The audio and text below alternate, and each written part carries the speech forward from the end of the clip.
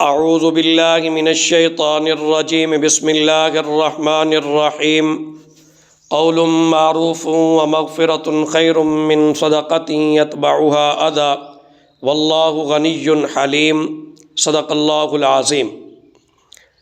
اللہ تعالیٰ قرآن مجید میں اور نبی پاک صلی اللہ علیہ وسلم نے احادیث میں بہت زیادہ زور دیا ہے کہ تم اللہ کے راستے میں خوب مال خرچ کرو، بہت زیادہ مال خرچ کرو۔ ترغیب بھی دی، فضائل بھی بیان کیے، وعیدیں بھی سنائی گئیں۔ جو خرچ کرتے ہیں ان کے لیے فضائل ہیں، درجات ہیں، اللہ کی رضا ہے۔ جو خرچ نہیں کرتے ان کو جہنم کے عذاب سے ڈرایا گیا، آخرت سے ڈرایا گیا۔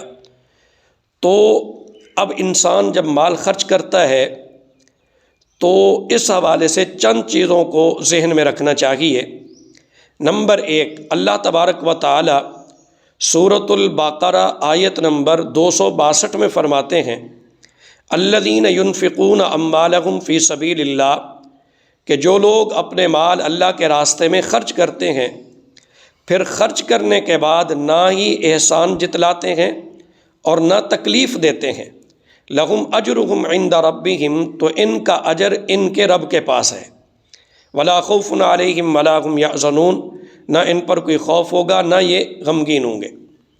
اب یہاں دو چیزیں بیان کی گئیں کہ جس پر خرچ کیا گیا ہے اس پر احسان نہ جتلاؤ، دوسرا اس کو تکلیف نہ دو۔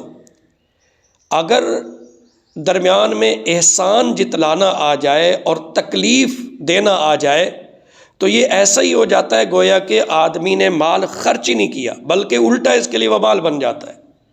احسان جتلانا یہ ہے کہ آپ نے کسی مشکل وقت میں کسی کو کچھ رقم دے دی، اب جب تھوڑی سی گڑبڑ ہوئی تو آپ نے احسان جتلانا شروع کر دیا کہ میں تو وہی ہوں جس نے مشکل وقت میں آپ کے ساتھ یہ کیا تھا، یہ کیا تھا۔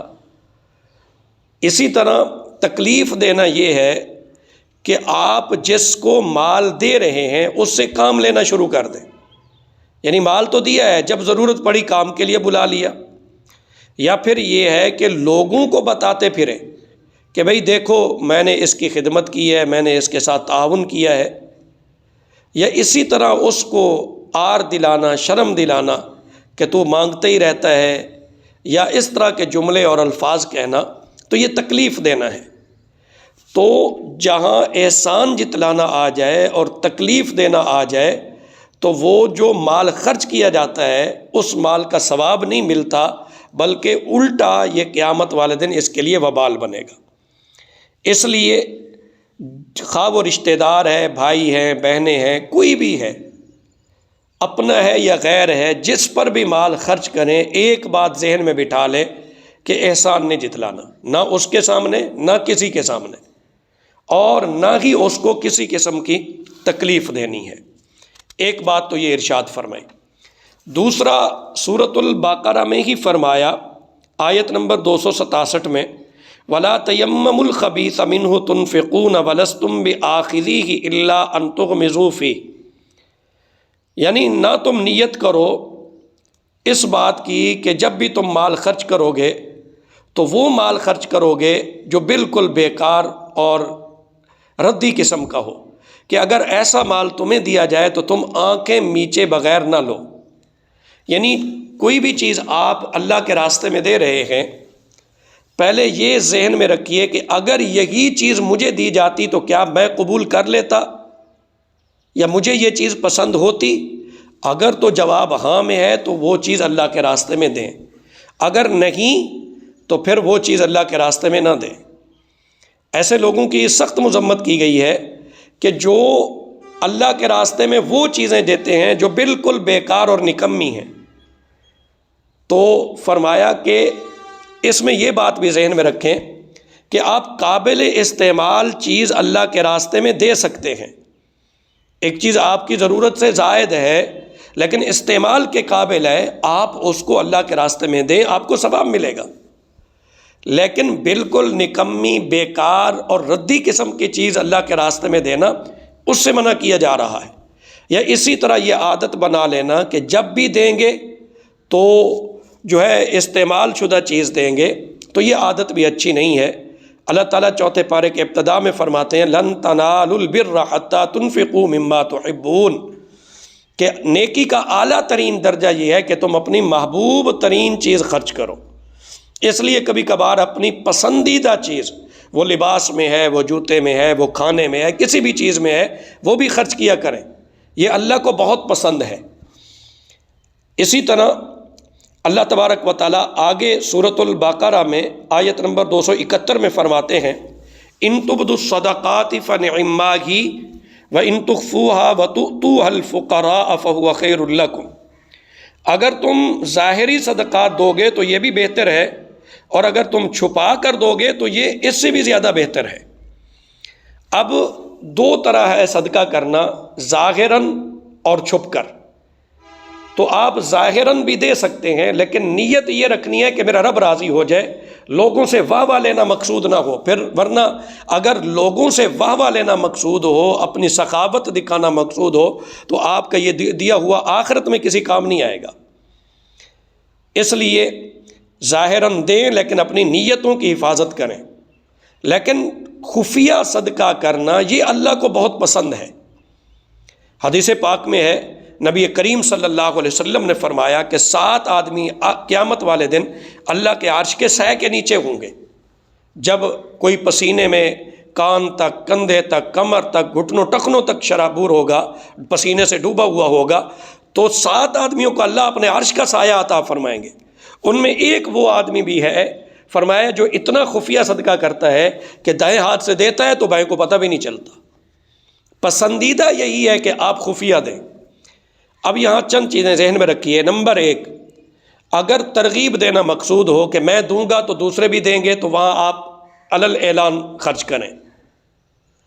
اور اسی طرح اگر آپ کو اپنے اوپر اعتماد ہے کہ بھئی میں جو دے رہا ہوں اللہ کی رضا کے لیے دے رہا ہوں، لوگ کچھ کہیں یا نہ کہیں، تب بھی آپ علل اعلان دے سکتے ہیں۔ ہاں، جہاں کسی کی عزت نفس کا مسئلہ ہو تو وہاں آپ خفیہ دیں۔ وہ آدمی یہ خواہش کرتا ہے کہ یار اگر یہ میرے ساتھ تعاون کر بھی رہا ہے تو اس طرح تعاون کرتا کہ یہ مجھے خفیہ دیتا تو یہ بہتر تھا، تو پھر وہاں خفیہ دیں۔ آج کل لوگ دیتے ہیں، فوٹو کھینچ کر پھر جو ہے سوشل میڈیا پر جاری کر دیا جاتا ہے، جی ہم نے فلاں کے ساتھ اتنا تعاون کیا ہے، اتنا تعاون کیا ہے۔ لوگوں کی عزتوں سے کھیلتے ہیں، ایسا قطعاً نہیں ہونا چاہیے۔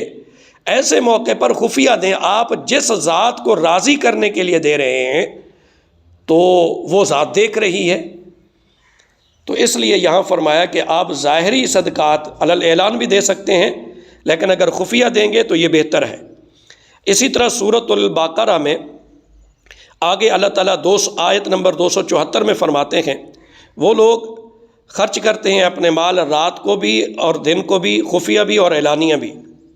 صحابہ کرام اس آیت پر عمل کرنے کے لیے دن کو بھی خرچ کرتے تھے، رات کو بھی کرتے تھے، خفیہ بھی کرتے تھے، اور اسی طرح اعلانیہ بھی اللہ کے راستے میں مال خرچ کیا کرتے تھے۔ تو اس لیے عادت بنائیں، دن ہو رات ہو، خفیہ ہو اعلانیہ ہو، مال ضرور خرچ کریں۔ اسی طرح سورۃ آل عمران میں آیت نمبر 134 میں اللہ تبارک و تعالیٰ نے متقی لوگوں کی صفات بیان کی ہیں۔ ان میں سے ایک صفت یہ بھی بیان کی ہے الذین ینفقون فی السراء والضراء، متقی وہ لوگ ہیں، یعنی وہ متقی جو جنت میں جائیں گے، یہ وہ لوگ ہیں جو خوشحالی میں بھی اور تنگ دستی میں بھی مال خرچ کرتے ہیں۔ حالات خواہ کیسے ہی ہوں، مال خرچ کرنا نہیں چھوڑنا چاہیے۔ اچھے حالات ہیں تو جی بھر کر خرچ کیجئے، اگر ہاتھ تنگ ہے تو تب بھی خرچ ضرور کیجئے۔ 10 روپے خرچ کرنے پڑے، 100 روپیہ خرچ کرنا پڑے، جتنا بھی خرچ کرنا پڑے خرچ ضرور کریں، خرچ کرنا نہ چھوڑیں۔ اللہ کو ایسے لوگ بڑے پسند ہیں، جیسے ایک حدیث مبارکہ میں آتا ہے رسول اللہ صلی اللہ علیہ وسلم نے فرمایا جو ہر حال میں اللہ کی حمد کرتے ہیں، یعنی اچھے حالات ہیں تب بھی اللہ کی حمد کرتے ہیں، اگر تنگ حالات ہیں تب بھی اللہ کی حمد کرتے ہیں، تو یہ اللہ کو محبوب ہے۔ اسی طرح فرمایا کہ خوشحالی میں اور تنگ دستی میں جو خرچ کرتے ہیں، فرمایا یہ متقی لوگ ہیں۔ اسی طرح وہ لوگ بھی اللہ کو زیادہ پسند ہیں جو اچھے حالات میں بھی اللہ سے دعا کرتے ہیں اور تنگ حالات میں بھی اللہ سے دعا کرتے ہیں۔ اللہ ایسے لوگوں سے بھی محبت رکھتا ہے۔ اس لیے یہاں فرمایا کہ خواہ کیسے ہی حالات کیوں نہ ہوں، خرچ کرنا نہیں چھوڑنا چاہیے۔ آپ اپنی ہمت، وسعت اور طاقت کے مطابق جتنی ہمت اور طاقت ہے اللہ کے راستے میں مال ضرور خرچ کریں۔ اللہ کو خرچ کرنا بہت پسند ہے، بہت پسند ہے۔ اس لیے حدیث پاک میں ہے السخی قریب من اللہ، سخی آدمی اللہ کے قریب ہے، جنت کے قریب ہے، لوگوں کے قریب ہے اور جہنم سے دور ہے۔ اور بخیل کے بارے میں فرمایا کہ بخیل اللہ سے دور ہے، جنت سے دور ہے، لوگوں سے دور ہے اور جہنم کے قریب ہے۔ تو یہ چند آداب تھے۔ نمبر 1، احسان نہ جتلائیں۔ نمبر 2، کسی کو دیا ہے تو تکلیف نہ دیں۔ نمبر 3، دکھلاوا نہ کریں۔ نمبر 4، پسندیدہ یہ ہے کہ آپ خفیہ صدقہ کریں۔ اور اسی طرح نمبر 5، حالات جیسے بھی ہوں، تنگ حالات ہیں معاشی اور مالی، تب بھی خرچ کریں، اگر خوشحالی ہے تب بھی خرچ کریں۔ تو خرچ کرنا اللہ کو بہت پسند اور محبوب ہے۔ اللہ تعالی ہمیں سمجھنے کی اور عمل کرنے کی توفیق عطا فرمائے۔ آمین ثم آمین۔